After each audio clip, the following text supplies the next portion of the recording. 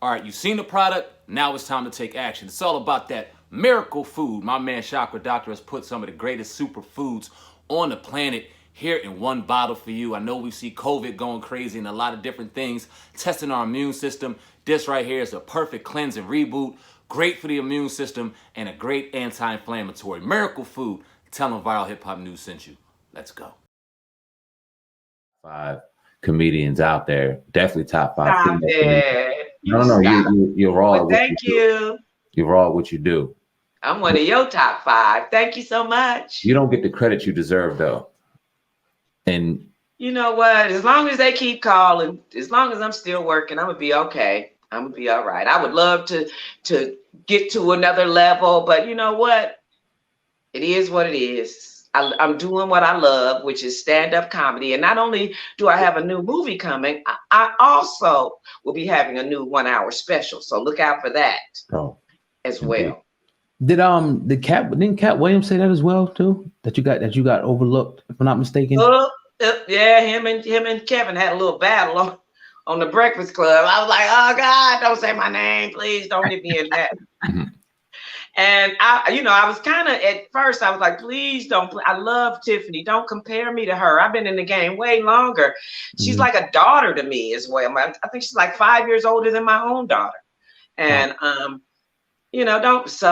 first I was kind of salty. And then I got this sound exchange check. I was like, oh, well, Kevin, yeah, you can talk about me again. Talk about me again. I guess people started Googling to see who I was or whatever.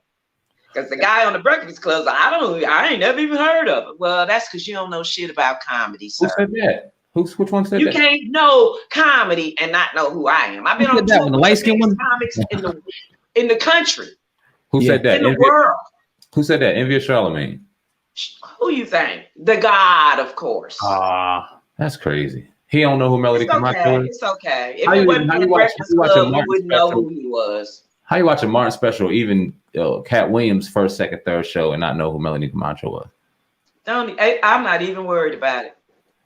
Charlamagne has not stopped or hurt in any way. They're still hitting me up and calling, so I'm okay. Charlamagne the God, I just have to let him see me one day. He'll have to come and see who I am. I'll turn him into a fan. Yeah, indeed. Well put.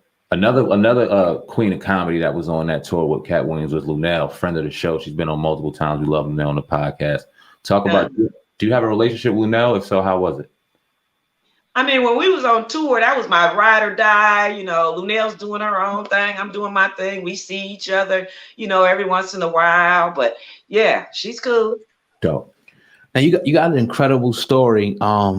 Well, it didn't start off incredible, but you were on the Queens of Comedy tour, I think, originally, and you were taking off. Can you talk about that? And then right after that, Martin picking you up.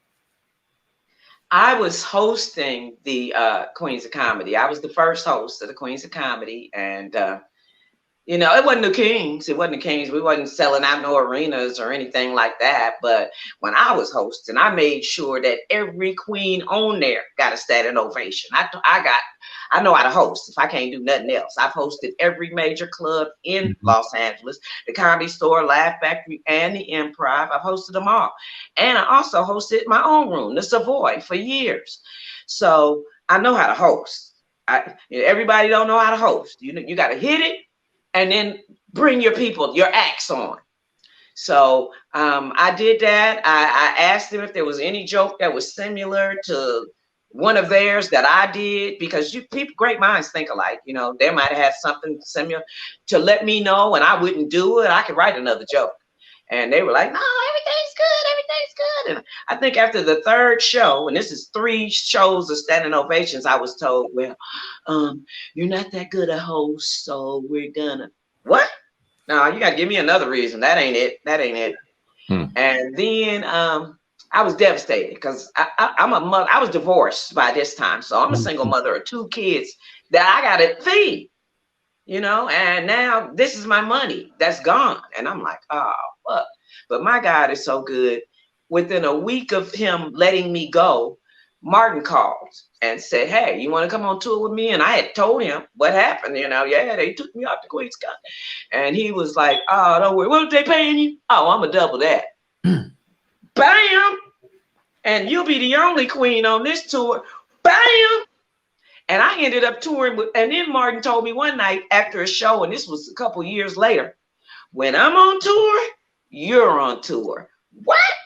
Wow. And he kept his word. He kept every time he went out, he called me. Now this tour he on now, that lit AF tour, that's not his tour. He's just hosting that tour. But when he's on tour, I got the call. So love you for life, Martin. And I said happy. His birthday was just last week, the 16th of April. I already gave him a special, hey, another shout out. Hey, Martin. Okay. Now, who did they replace you with? Who did replace? Miss Laura. Miss Laura Hayes. Yeah. Okay. So later I found out I was too skinny. Oh, huh? What? Yeah. If you ever watch the movie, The Queens of Comedy, you'll hear him say, lose another pound and you'll be off this damn tour. Monique said that, yeah. What? Skinny women are evil? Well, what you lose all that weight for? Let me shut up. Okay. I have been nothing but nice to every big girl I know. You ask any big girl, when I was clowning people at school, in high school, I didn't talk about, there was one girl, Fat Carolyn, and that's only because she called me black male. Other than that, you can't help because you're fat, just like I can't help because I'm skinny. I done tried everything. Ain't nothing worked. This guy told me he could put, a couple pounds on me, and he did. But as soon as he got up, I was back 110 pounds again. Good trick, sir. Good trick. I tell you that. Just give me a second. Let me plug up my. Yes, ma'am. Okay. Melaine Comarcho on the Hip Hop Uncensored Podcast. Yo, man, this is Sam Ant, CEO of Viral Hip Hop News. Listen, I appreciate each and every one of y'all who are going to check out this documentary. Shout out to my man Lonnie Fresh. Do me a favor, go to YouTube right now. Go subscribe to Viral Hip Hop News, one of the best hip hop platforms out here right now. We also have The Hub, Hip Hop News Uncensored, of course, the podcast, the baddest podcast out, the Hip Hop Uncensored Podcast. We drop 7 days a week, doing this thing 100% independent. There was not one day that I was at work on the Fresh Prince of Bel-Air that I wished I was somewhere else. Now let's talk about the Players Club, because you, I think, correct me if I'm wrong, that's like your first major role in a movie, right? Taking over the game. Sincerely appreciate each and every one of y'all. You can grab merch on the YouTube site. You can talk to me on there and much more. Sam Ant, CEO of Viral Hip Hop News. Appreciate each and every one of y'all. Oh God, you the man, Cass. I spit white like a clan mask, and I'm a hustler. I could stand out.